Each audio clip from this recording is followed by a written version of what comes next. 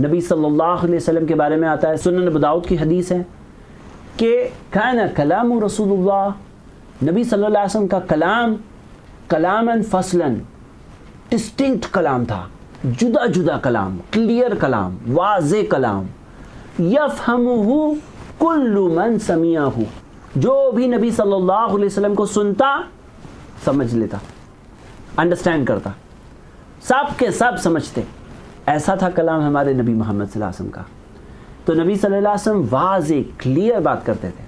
اور قرآن کی آیت ہے سورہ آل عمران کی سورہ 3 آیت نمبر 159. اللہ تعالیٰ نے فرمایا یہ اللہ کی طرف سے رحمت ہے، لنت لہم، کہ آپ ان کے ساتھ نرم ہو، لینینٹ ہو. وَلَوْ كُنْتَ فَظًّا، اگر آپ سخت زبان ہوتے، غلیظ القلب، سخت دل ہوتے، لَانْفَضُّوا مِنْ حَوْلِكَ، یہ لوگ آپ کو چھوڑ کر چلے جاتے، بکھر جاتے. کون لوگ؟ صحابہ. کس کے پاس سے؟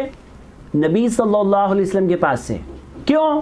اگر نبی صلی اللہ علیہ وسلم میں سخت زبانی ہوتی، سخت دلی ہوتی، سخت دل ہوتے، سخت زبان ہوتے، صحابہ نبی صلی اللہ علیہ وسلم کو چھوڑ کر چلے جاتے. کس نے کہا یہ؟ اللہ تعالیٰ نے. کہاں؟ قرآن میں. لَانْفَضُّوا مِنْ حَوْلِكَ. اب اگر ہم میں کوئی ہے جو سخت دل انسان ہے، سخت زبان ہے، زبان میں کئی لوگ بولتے ہیں نا میں تو زبان سے کاٹ دیتا ہوں، اور حقیقت میں زبان چھری ایسا کام کرتی ہے.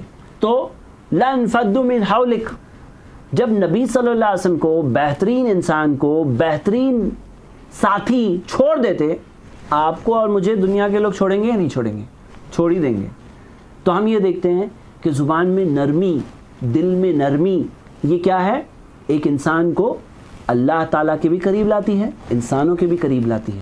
تو ہمارے نبی ایسے تھے کلام میں. میرے بھائیوں میری بہنیں، ساری باتوں کا نچوڑ یہ ہے کہ یہ زبان اللہ کی دی ہوئی امانت ہے. اللہ تعالیٰ نے اسے استعمال کرنے کا وقت دیا ہے ہمیں، اور یہ زبان ایک انسان کو کامیابی تک پہنچا سکتی ہے، خزانے کے خزانے جمع کر کے دے سکتی ہے، بربادی کا سبب بن سکتی ہے، جہنم کی آگ کے شعلوں تک پہنچا سکتی ہے.